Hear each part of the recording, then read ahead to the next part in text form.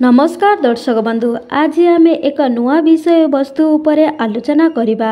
जदि घर को पारा आसुचंती सेथिपाई भिडियोटी को शेष पर्यंत देखिबा पाई आपण मानकु अनुरोध। ता पूर्वरु एही भिडियो को गोटे लाइक करि दियंतु एवं आम चैनल को सब्सक्राइब करि दियंतु। दर्शक बंधु, प्रायतः समस्त पक्षी चंचल और सरल होइथांती, किंतु पारा चंचल कम और सरल अधिक होइथाए। विश्राम नेबा पाई से माने ऐतिहासिक पुराणा कोठा उच्च मार्गर एमानंको अधिक पसंद होइथाए। दर्शक बंधु, आपण माने कौन जानिछंती पारा घर को आसीबा द्वारा माँ लक्ष्मीकर आगमन होइथाए।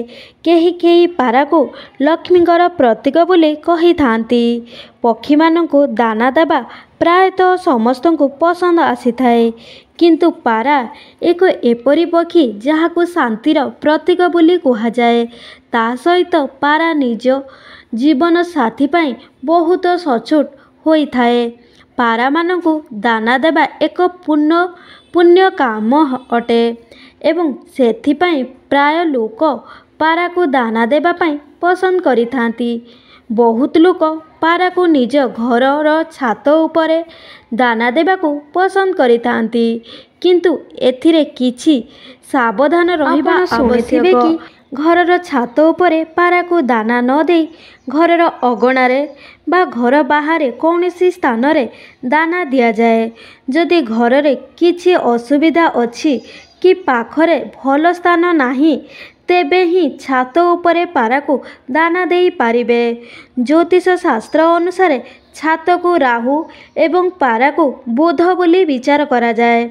कौनसी ज्योतिष शास्त्र रे जो व्यक्ति कुंडली रे राहु एवं बुधंकर मेल होइथाए तो सेठारे स्थिति खराब हो जाई थाए।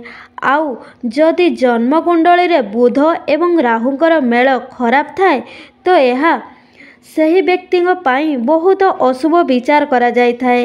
एही अवस्था रे व्यक्तिंकर पागल करि पारे, घरे मध्य धन जनित समस्या देखा देई पारे।